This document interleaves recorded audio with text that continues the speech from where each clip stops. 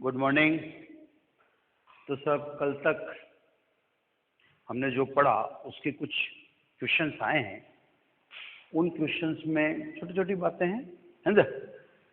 पहली बात ये मेरे से पूछी गई है, क्या कार पर बिजली गिरे तो कार में बैठा व्यक्ति पूर्णतः सुरक्षित है? यस, इसको अपन ने एक्सप्लेन किया था बाकायदा, और कंसेप्ट भी है। चालक को दिया गया आवेश उसकी सतह पर समान रूप से फैलता है। चालक के अंदर आवेश प्रवेश या आवेश का प्रवेश करना संभव नहीं है। इसको जो अपन इलेक्ट्रिक पोटेंशियल यानी विद्युत विभव और स्थिति ऊर्जा पढ़ेंगे उस समय फिर एक्सप्लेन किया जाएगा, उस समय स्थिति ऊर्जा से एक्सप्लेन किया जाएगा। तो आप इस कंसेप्ट को बिल्कुल क्लियर रखें। आगे जो टॉपिक्स आएंगे उनसे फिर आपको और एक्सप्लेन कर दिया जाएगा स्थिति ऊर्जा के द्वारा। दूसरी बात यह आई थी कि खुले मैदान में अगर बिजली गिरती है तो क्या करना चाहिए। तो अगर खुले मैदान में बिजली गिरती है तो आपको पेड़ के नीचे नहीं भागना चाहिए। पेड़ अच्छा अर्थ है, बिजली गिरने की ज्यादा संभावना पेड़ पे रहेगी, इसलिए जब बिजली गिरती है तो आप खुले मैदानों की तरफ भागें, पेड़ की तरफ भागने नहीं भागना है, क्योंकि वहां बिजली गिरने के चांसेस ज्यादा है। पेड़ अच्छा अर्थ है ना। अब सब उसी क्रम में अपन छोटे छोटे टॉपिक पढ़ ही रहे हैं तो वही क्रम चलेगा। उसी क्रम में अब मैं एक रिदम में यानी सिस्टम में टॉपिक ले लेता हूं। अभी तक जैसे टॉपिक मिसलेनियस टाइप के टॉपिक, तो ये बिगिनिंग होती है किसी भी चैप्टर की। अपन स्टार्टिंग करते हैं तो चैप्टर की स्टार्टिंग में मिसलेनियस टॉपिक आते हैं, फिर एक जगह ऐसी आती है जहां पर टॉपिक रिदम लेने लग जाते हैं। तो अब सब इन टॉपिक्स को अपन रिदम में बांध देते हैं, है ना। तो अब अपन एक टॉपिक चालू करते हैं, आवेश के गुण धर्म, है ना। इंग्लिश में बोले तो प्रॉपर्टीज ऑफ चार्ज। तो सब इस टॉपिक में छोटी मोटी पहले से जानी जाने वाली कई सारी बातें इसमें आपको भी याद है। तो कुछ आपको याद होगा, कुछ जरूरी नहीं है, तो कुछ आपके लिए नया भी होगा। क्लियर? तो इस टॉपिक को आपको बिल्कुल लाइटली लेना है, क्योंकि इसमें कई चीजें ऐसी जिसके बारे में आप जानते भी हैं। क्लियर? छोटी छोटी बातों में पहली बात स्टार्ट करते हैं सब अपन, है ना। पहली बात है, द्रव्यमान तथा आवेश एक दूसरे से संबंध रखते हैं, एक दूसरे से संबंधित है। इंग्लिश में बोलते हैं mass and charge are related to each other. ये दोनों एक दूसरे से संबंधित है। ध्यान से अब सुनना आप, है ना, ध्यान से सुनना है। अगर द्रव्यमान नहीं तो आवेश भी नहीं, द्रव्यमान नहीं तो आवेश भी नहीं। यही कारण है कि जिन कणों का विराम द्रव्यमान शून्य होता है, जैसे फोटोन और न्यूट्रिनो आदि, न्यूट्रिनो बोल रहा हूं मैं, न्यूट्रॉन नहीं बोल रहा हूं, ये ध्यान रखना है। तो जिन कणों का विराम द्रव्यमान शून्य होता है वह सदैव विद्युत उदासीन होंगे, बिकॉज m 0 तो q भी 0। ये तो एक बात होगी। अब इसका उल्टा बोलो, क्या आवेश के बिना द्रव्यमान नहीं? ये कहना गलत है ना। हो भी सकता है। जैसे मान लो अपने पास एक बहुत शानदार उदाहरण है, न्यूट्रॉन। न्यूट्रॉन का द्रव्यमान बोलो कितना होता है? 1.67 इंटू 10⁻⁻27 kg। और न्यूट्रॉन पर चार्ज कितना होता है? 0। तो सब अब बात को पूरी कह देता हूं एक साथ। द्रव्यमान तथा आवेश एक दूसरे से संबंधित होते हैं। द्रव्यमान के बिना आवेश का अस्तित्व संभव नहीं है। यही कारण है कि जिन कणों का विराम द्रव्यमान शून्य होता है, जैसे फोटोन है, जैसे न्यूट्रिनो है, तो आप कभी सोचो कि आवेशित कण क्यों नहीं है? क्योंकि इनका विराम द्रव्यमान शून्य है। तो द्रव्यमान के बिना कण आवेशित नहीं हो सकता। क्लियर? लेकिन आवेश के बिना क्या द्रव्यमान नहीं होगा? ये आप गलत सोच रहे हैं। आवेश के बिना द्रव्यमान हो सकता है। न्यूट्रॉन इसका सबसे शानदार उदाहरण है। आवेश तो नहीं है लेकिन द्रव्यमान तो उसका है। तो ये सब पहला गुणधर्म क्लियर हो गया। अब गुणधर्म नंबर 2, ठीक है, दूसरी प्रॉपर्टी, छोटी छोटी प्रॉपर्टी है, एंजॉय करो आप, समझो, है ना। सेकंड प्रॉपर्टी है, सेकंड प्रॉपर्टी में mass affected by motion but charge is not, यानी गति से द्रव्यमान प्रभावित है। कैसे साहब? तो पहले तो एम डायनामिक्स मतलब गतिशील अवस्था में द्रव्यमान is not equal to M static मतलब स्थिर अवस्था में द्रव्यमान। तो गतिशील और स्थिर अवस्था में द्रव्यमान समान हो ये जरूरी नहीं है। किससे साहब? तो according to theory of relativity, Einstein के सापेक्षिकता के सिद्धांत के अनुसार गतिशील अवस्था में द्रव्यमान बराबर स्थिर अवस्था में द्रव्यमान upon 1 minus V square upon C square. ये आपने केमिस्ट्री में पढ़ा हुआ रिलेशन है ना? तो देखो, गतिशील अवस्था में द्रव्यमान वी से रिलेटेड है, यानी गति से द्रव्यमान प्रभावित है, क्लियर? तो गति से द्रव्यमान अफेक्टेड है। आवेश, तो सब आवेश गति से प्रभावित नहीं है। क्यू स्टैटिक यानी स्थिर अवस्था में आवेश बराबर क्यू डायनामिक, ये दोनों बराबर। गति से आवेश को कोई लेना देना नहीं। फॉर एग्जाम्पल, जैसे अल्फा पार्टिकल है। अब अल्फा पार्टिकल किसे कहते हो आप? अल्फा पार्टिकल आप हीलियम के नाभिक को कह सकते हो, या इसी को बोलने का दूसरा तरीका है आयनित हीलियम का परमाणु। बात एक ही, हीलियम का नाभिक जिसमें 2 प्रोटॉन होते हैं, और मैंने आयनित, तो आपने अगर परमाणु में से 2 इलेक्ट्रॉन निकाल दिए तो भी क्या बचा? नाभिक ही बचा ना। तो हीलियम, ये यूं कहते हैं, अल्फा पार्टिकल को 2 तरह से बोला जाता है, ये हीलियम का नाभिक है, या यूं कहते हैं हीलियम का आयनित परमाणु, दोनों बातें एक ही। इस पर आवेश 2 इलेक्ट्रॉन के बराबर लेकिन धनात्मक होता है। अल्फा कण पर आवेश 2 इलेक्ट्रॉन के बराबर तथा धनात्मक होता है। अब अल्फा कण स्थिर हो तो भी आवेश 2 इलेक्ट्रॉन के बराबर धनात्मक ही होगा, और अल्फा कण गतिशील हो तो भी आवेश उस पर 2 इलेक्ट्रॉन के बराबर वह धनात्मक होगा। तो गति से द्रव्यमान तो प्रभावित है, लेकिन गति से आवेश प्रभावित नहीं होता है। क्लियर होगी साहब? ये सब दूसरी छोटी बातें हैं ना। अब प्रॉपर्टी नंबर 3, छोटी छोटी बातें अपन ने चला रखी है, इन्हीं से अपने को समझने आने में इनमें तकलीफ नहीं है ना। अब अपन तीसरी प्रॉपर्टी लेते हैं। तीसरी प्रॉपर्टी में पहले मैं बात को समझाऊंगा, फिर उससे कंसेप्ट निकल के आएगा जो मेरे को गुण के रूप में आपको समझाना है ना। अनलाइक, हिंदी में इन्हें कहते हैं अपन विजातीय, इंग्लिश में अनलाइक, है ना। धन और ऋण विजातीय आवेश है। इन दोनों के मध्य क्या होता है? आकर्षण यानी अट्रैक्शन होता है। Very clear. अब एक नई बात जो शायद हो सकता आपको जानकारी में नहीं हो, आवेशित वस्तु तथा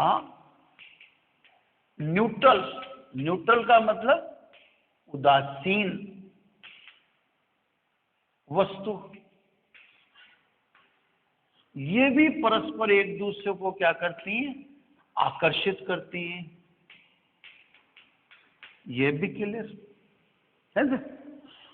अब आप पहले इस पे आ जाओ। आप पूछेंगे कि साहब हमने तो ऐसा नहीं देखा कि आवेशित वस्तु उदासीन वस्तु को आकर्षित करती है। नहीं, आप ही ने देखा है। मैं आपको 2-3 उदाहरण बता देता हूँ। कंघा है, बालों में चलाइए, बाल और कंघे के मध्य घर्षण हुआ, घर्षण से कंघा आवेशित हो गया। अब आप कागज के कुछ छोटे छोटे टुकड़े करके रख दीजिए, कागज के टुकड़े उदासीन है। कंगा पास में ले जाइए, कागज के टुकड़े कंगे की तरफ आकर्षित होंगे। कंगा क्या था? आवेशित। कागज के टुकड़े क्या थे? उदासीन। तो आवेशित वस्तु किसे आकर्षित करती है? उदासीन को आकर्षित है। साफ है। दूसरा उदाहरण लो, स्पेशली जब आप काली पैंट पहनकर, टेरिकोट सिल्क वगैरह की अगर काली पैंट है आपकी, धूप में निकलते हो या चलते हो तो हवा से फड़फड़ाने के कारण वो घर्षित होगी। घर्षण के कारण काली पैंट क्या हो जाएगी? आवेशित होगी। तो उसके डस्ट पाल की पार्टिकल क्या होते हैं? चिपकने लगते हैं। तो काली पैंट क्या होती है? जल्दी गंदी हो जाती है। पेंटें तो दूसरी भी जल्दी गंदी होती हैं, लेकिन काली पेंट पर डस्ट के पार्टिकल जल्दी दिखाई दे जाते हैं। तो ये डस्ट के पार्टिकल काली पेंट पे क्यों चिपक रहे हैं?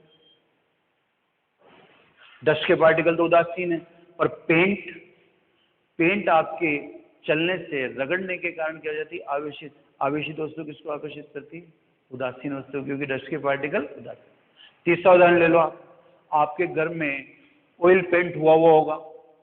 कहीं अगर ऑयल पेंट हो रहा हो तो आप देखना, ऑयल पेंट जहाँ हो रहा होगा वहाँ पे डस्ट ज़्यादा आती है, क्योंकि चल ठीक है हम दीवारों के सहारे चलते फिरते हैं, तो घर्षण के कारण वो ऑयल पेंट से पुती हुई दीवार आवेशित हो जाएगी। और डस्ट के पार्टिकल उदासीन है, तो आवेशित वस्तु सदैव डस्ट के पार्टिकल यानी उदासीन कणों को क्या करती है? आकर्षित। आप घर में, सबसे अच्छा उदाहरण टीवी है आपका, तो आप घर में अगर देखेंगे तो आप टीवी की तरफ देखें, टीवी की स्क्रीन को आप साफ करते हैं, क्लियर? टीवी की स्क्रीन को साफ करते हैं, 2-3 घंटे बाद फिर चेक करें, फिर वो गंदी हो जाएगी। तो आपने जब टीवी की स्क्रीन को साफ किया होगा उस समय वो घर्षण से क्या हो चुकी? आवेशित हो चुकी। और वह कमरे में उपस्थित डस्ट के पार्टिकल को जो उदासीन है उनको क्या करती है? आकर्षित करती है। तो सब आकर्षण किन चीज के बीच में होता है? अनलाइक यानी विजातीय आवेश, तथा आवेशित वस्तु किसको आकर्षित करती है? उदासीन। जबकि अब दूसरा लो, लाइक चार्ज। लाइक का मतलब प्लस प्लस और माइनस, इनको इंग्लिश में कहते हैं लाइक और हिंदी में कहते हैं सजातीय। चलिए दोनों ध्यान रखो, ये वीडियो बाई लैंग्वेज चल रहे हैं। बाई लैंग्वेज का मतलब इसको इंग्लिश मीडियम वाले भी देखते हैं, हिंदी मीडियम वाले, इसलिए थोड़ा सा मेरे को तो टाइम लगेगा। आप भी सीखो, उसमें क्या है, आप हिंदी मीडियम के हो तो आप इंग्लिश मीडियम में कौन सी कठिन है, आपको क्या आगे काम नहीं आएगी क्या? तो ऐसे छोड़ो, आप सब चीज़ें सीखना समझना चालू करो। तो सजातीय आवेश प्लस प्लस और माइनस माइनस, ये सदैव एक दूसरे को प्रतिकर्षित करते हैं। इनके मध्य क्या होगा? प्रतिकर्षण होगा। तो ये तो आप इसमें शायद हो सकता है ये बात आप नहीं जानते हो, लेकिन ये वो बातें थी जिसको आप पहले से थोड़ा बहुत जानते थे। क्लियर है ना? अब मुझे इस बात से तो कोई ज्यादा मतलब नहीं था। अब जो मैं मतलब की बात है वो आपको कहना चाह रहा हूं, वो आप ध्यान से सुने। मैं क्या कहना चाह रहा हूं? विजातीय आवेश अनलाइक चार्जेज तथा आवेशित व उदासीन वस्तुएं सदैव एक दूसरे को अट्रैक्ट करती हैं, इनके मध्य आकर्षण होता है। क्लियर? जबकि सजातीय आवेश धन धन और ऋण ऋण सदैव एक दूसरे को प्रतिकर्षित करते हैं।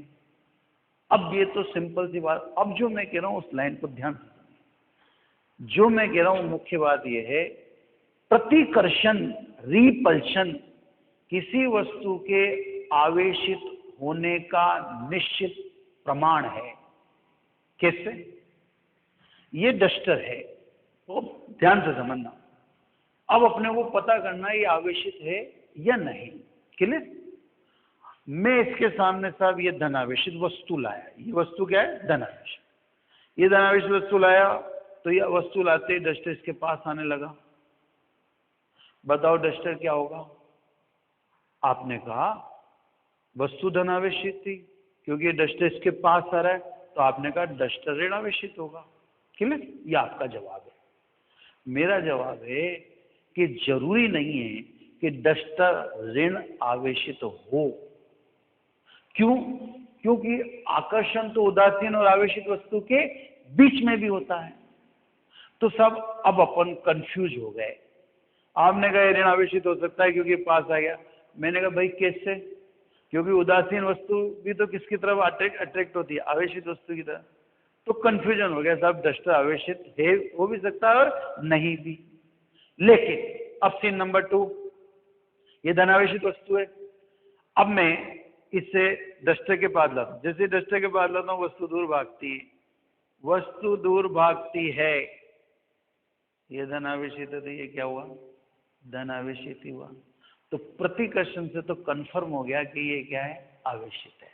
तो मैं यही कह रहा हूं कि सब प्रतिकर्षण किसी वस्तु के आवेशित होने का निश्चित प्रमाण है, अर्थात हम प्रतिकर्षण से जान सकते हैं वस्तु आवेशित है, आकर्षण से नहीं। कितनी प्रॉपर्टी होगी, 3, ठीक है ना। छोटी छोटी प्रॉपर्टी है, अच्छी तरह समझ में आनी चाहिए, कोई भी प्रॉब्लम हो आप अलग से पूछ ही लेते हैं, है ना। तो अच्छी बात है, वो भी उससे रेस्पॉन्स भी आता रहता है, तो मैं भी नेक्स्ट क्लिप में उसके जवाब देता रहता हूं, है ना। अब प्रॉपर्टी नंबर 4, चौथी बात, है ना साहब। चौथी बात सिंपल सी है, अभी भी द्रव्यमान और आवेश के बीच में हम लड़ाई करवा ही रहे हैं, उनके संबंध को देख ही रहे हैं। द्रव्यमान भी अदिश राशि है, आवेश भी अदिश राशि है। अदिश का मतलब स्केलर, है ना। तो द्रव्यमान की भांति आवेश भी एक स्केलर क्वांटिटी यानी अदिश राशि है। कोई दिक्कत नहीं, दोनों की नेचर सेम, दोनों की प्रकृति योगात्मक होती है, यानी दोनों का ही अगर टोटल कैलकुलेट करोगे तो एल्जेब्रिक सम यानी बीजगणितीय योग करना, उसमें भी कोई नई बात नहीं है। लेकिन अब जो सुना रहा हूं वो नई बात है। द्रव्यमान सदैव धनात्मक होता है, द्रव्यमान कभी ऋणात्मक होता ही नहीं, जबकि आवेश धनात्मक भी हो सकता है और ऋणात्मक भी हो सकता है। तो अब मेरी बात को ध्यान से समझना, चार्ज में भी पॉजिटिव और नेगेटिव, क्लियर। तो सब मेरी बात थी कि ठीक है, जैसे मास स्केलर है ऐसे ही चार्ज भी स्केलर क्वांटिटी यानी अदिश राशि। दोनों की प्रकृति योगात्मक है यानी एडिटिव है, एल्जेब्रिक सम की है या एल्जेब्रिक एडिशन की है। यानी मैं आपसे पूछूं किसी सिस्टम में कुल द्रव्यमान, या मैं आपसे पूछूं किसी सिस्टम में कुल चार्ज कितना है, तो आप सिंपल सा बीजगणितीय योग कर दो, क्योंकि राशि तो ये स्केलर है यानी अदिश राशि है। यहां तक की बात में कोई तकलीफ नहीं है। अब जो तकलीफ वाली बात है उसको ध्यान से समझना है आपको कि द्रव्यमान सदैव धनात्मक होता है, मास ऑलवेज भी पॉजिटिव, बट चार्ज में भी पॉजिटिव और नेगेटिव, आवेश धनात्मक भी हो सकता है ऋणात्मक भी। बस इसी से एक बात अपने को जाननी जो गुण के रूप में इंट्रोड्यूस होगी, वो बात है कि किसी निकाय में या किसी सिस्टम में कुल आवेश उसमें उपस्थित आवेशों के चिन्ह सहित बीजगणितीय योग के बराबर होता है। यानी मैं वो कहना चाह रहा हूं, जैसे ये एक सिस्टम है, इसमें +2 माइक्रोकूलम,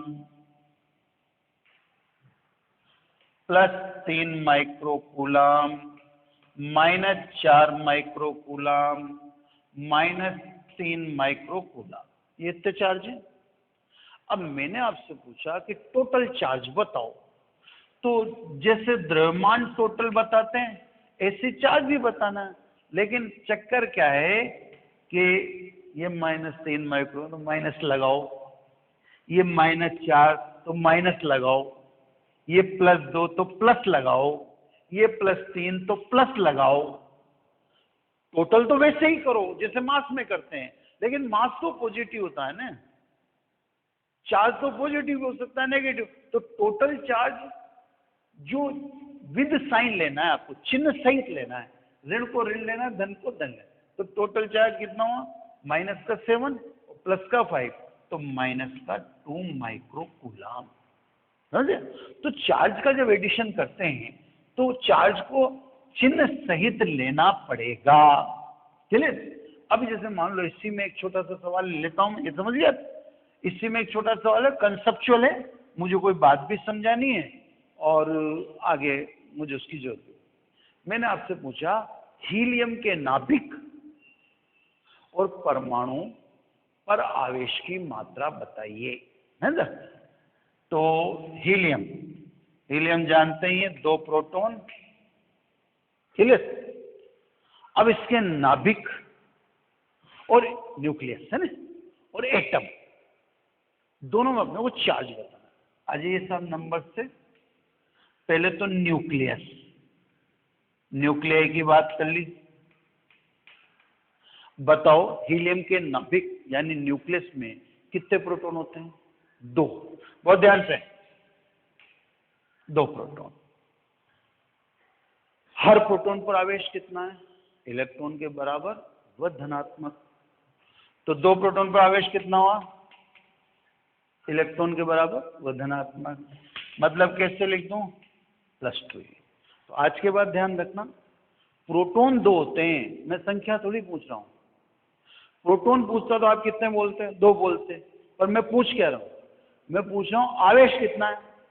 तो 1 प्रोटॉन पर आवेश इलेक्ट्रॉन के बराबर धनात्मक, आपका 2 प्रोटॉन है तो आवेश कितना हो? +2। यानी +2 ई का इलेक्ट्रॉन पर आवेश 1.6 × 10⁻⁻19, यानी +3.2 × 10⁻⁻19 कूलम। तो सब नाभिक आवेशित है, न्यूक्लियस आवेशित है। ये रदरफोर्ड की बात थी। रदरफोर्ड ने ये कहा था कि धनावेश एक सूक्ष्म केंद्र में या माइक्रो पॉइंट पर कलेक्ट होता है, इकट्ठा होता है, जिसे नाभिक कहते हैं, जो सदैव पॉजिटिव होता है। दिख गया आपको?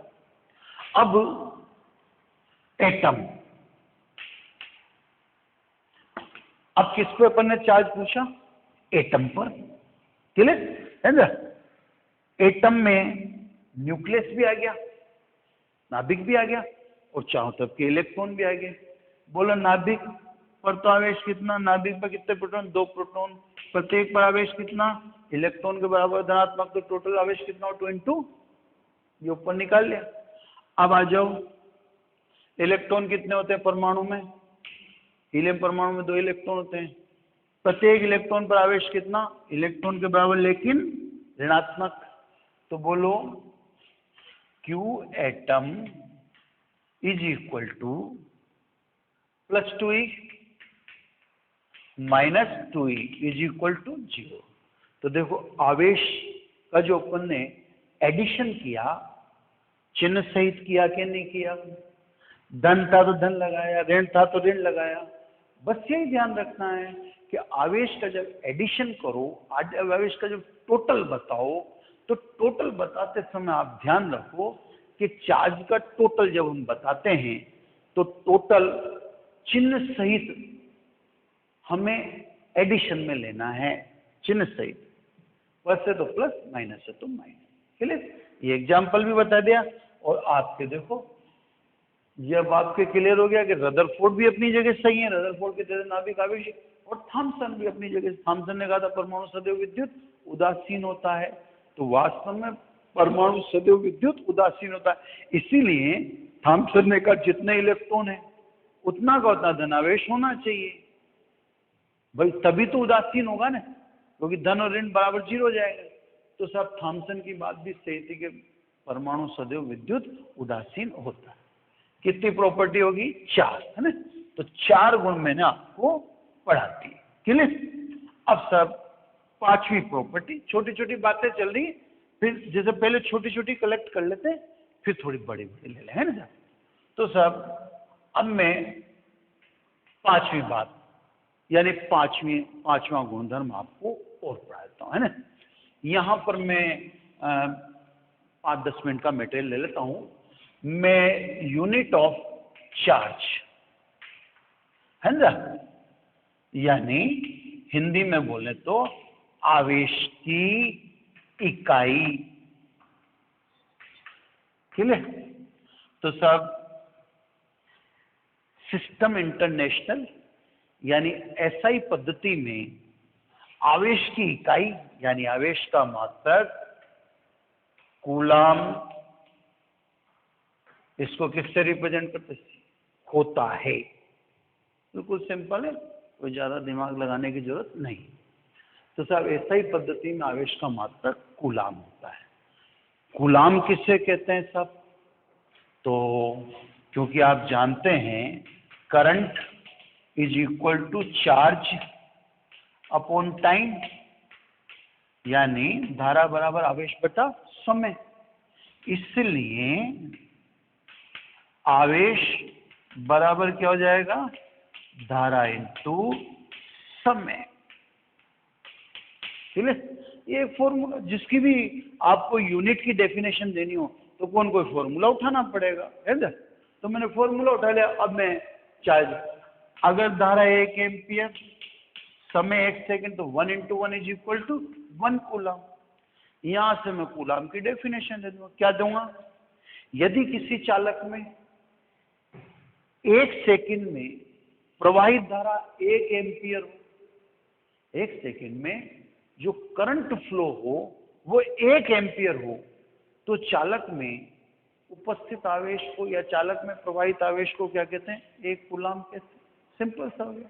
तो सब अपन ने इससे इकाई बना दी, यूनिट बना कि सब यदि चालक में 1 एम्पियर धारा 1 सेकंड तक प्रवाहित हो तो चालक में प्रवाहित आवेश को 1 कूलाम कहते हैं। क्लियर? अब मैं जो कह रहा हूं उस बात को थोड़ा ध्यान से सुनना जरूरी है। प्रूफ तो मैं अभी दूंगा नहीं, प्रूफ मैं लेट दूंगा ना, लेकिन उसको ध्यान से सुनना, ताकि मैं जब प्रूफ दूं तो आपको याद तो रहे। नहीं तो मैं प्रूफ दूं तब तक आप बात ही भूल जाएंगे, फिर कोई मतलब ही नहीं। तो अब मेरी बात को ध्यान से समझना। कूलाम आवेश की बहुत बड़ी इकाई है ना, बहुत बड़ी इकाई है। इसलिए इसका सामान्यतः आप यूज कर ही नहीं सकते, इतनी बड़ी इकाई है। अब आप सोचेंगे साहब ये बड़ी इकाई है, बड़ी इकाई, क्योंकि ये वर्ड आपने पहले कभी सुना नहीं, तो इस बड़ी इकाई का क्या मतलब है, पहले वो ध्यान से सुनो। मैं आपको कुछ उदाहरण देके समझाता हूं। उस उदाहरण से आप समझ जाओगे कि वास्तव में ये कितना बड़ा मान है। तो कूलाम आवेश का बहुत बड़ा मान है। कैसे? मैं आपके सामने कुछ एग्जाम्पल रख रहा हूं, एक्सप्लेनेशन आगे दूंगा। अभी तो मैं आपको केवल ये बता रहा हूं कि कूलाम वास्तव में बहुत बड़ी इकाई है। ठीक है? बॉडी ए और बॉडी बी, ये दो पिंड हैं। अगर ए से बी 1 सेकंड में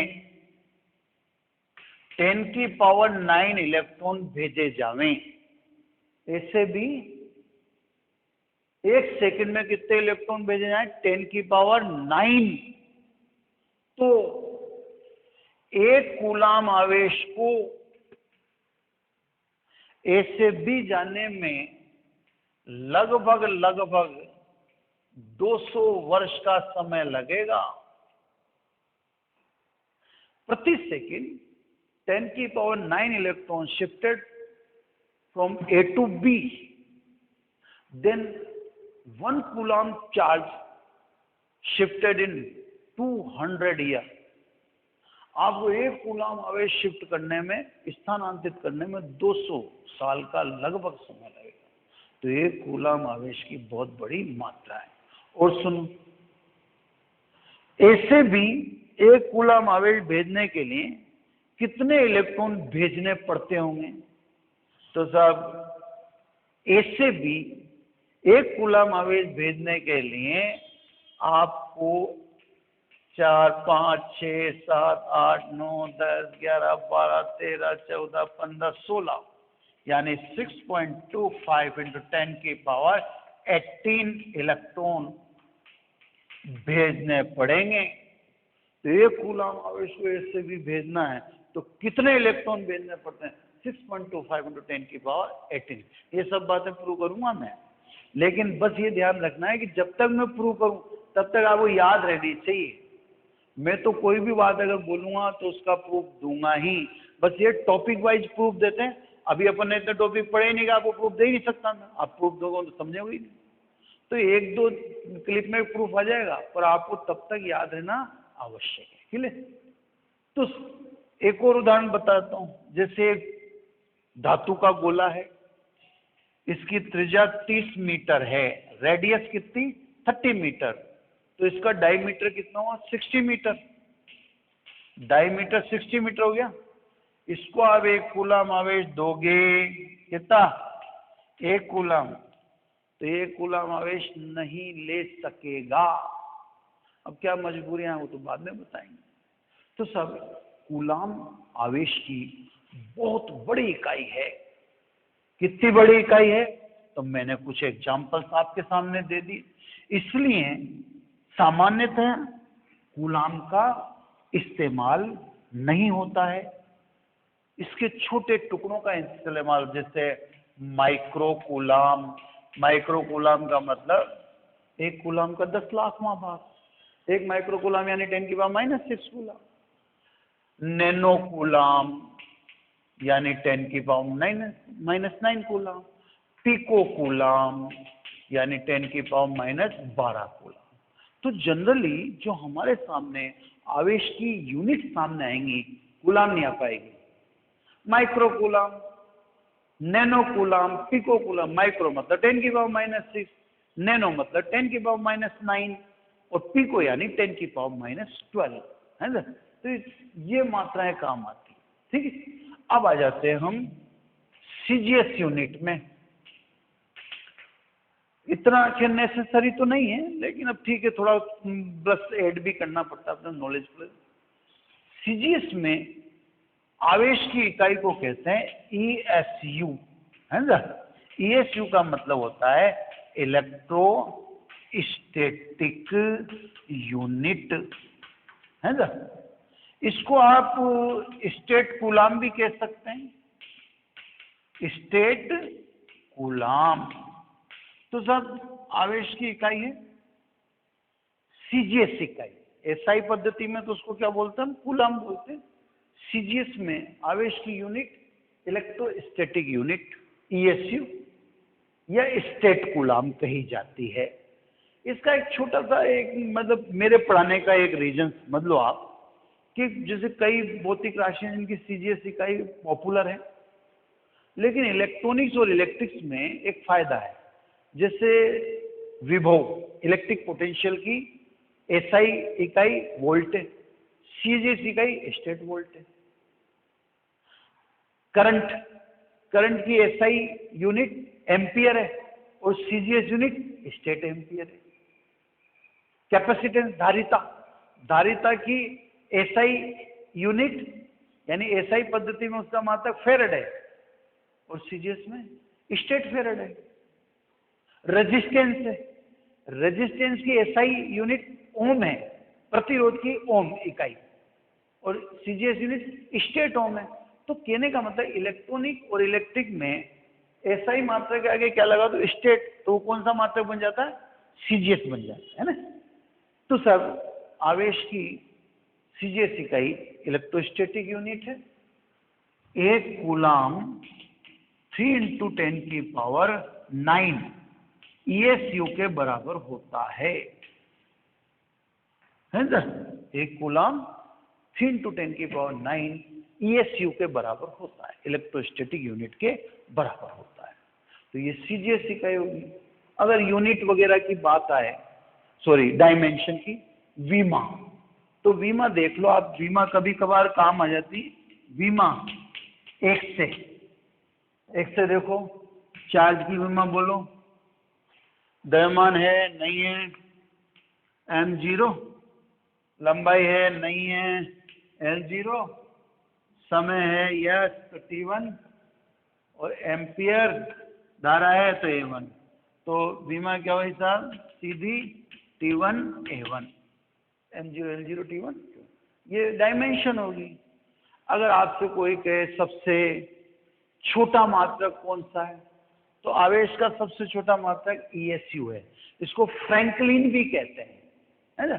आवेश की सबसे छोटी इकाई फ्रैंकलिन, और फ्रैंकलिन किसे कहते हैं? ईएसयू को, है ना, सबसे छोटी। अभी ज्यादा कचड़े में पढ़ना मत आप। 1 ईएसयू बराबर 1/3 × 10⁹ कूलम। ये देखो उल्टा कर दिया, 1 ईएसयू बराबर इधर भाग दे दिया, चक्कर में पड़ो ही मत उसके। ईएसयू को फ्रैंकलिन भी कहते हैं। कोई पूछ ले फ्रैंकलिन किसकी इकाई है, तो ये आवेश की सीजीएस इकाई है। तो सबसे छोटा मात्रक फ्रैंकलिन, और 1 ईएसयू और 1 फ्रैंकलिन एक ही बात है। तो 1 ईएसयू बराबर 1/3 3 × 10 ग्राम। और सबसे बड़ी इकाई, तो सबसे बड़ी इकाई इसकी फेराड है ना।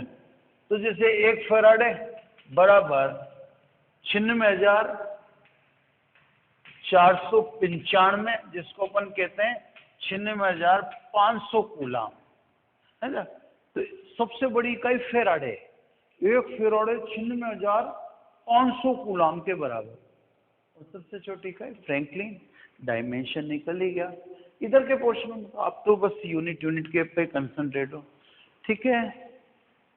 आप इसको पढ़ा करो, फिर मेरे से प्रश्न पूछा करो, क्वेश्चन आप क्रिएट करो। कोई अगर दिक्कत आती है तो मैं आपको सब समझाना हूँ। स्पीड में अगर आप देखते हो तो स्पीड तो मेरे हिसाब से तो सही चल रही है, फिर भी कोई दिक्कत हो। Okay, thank you.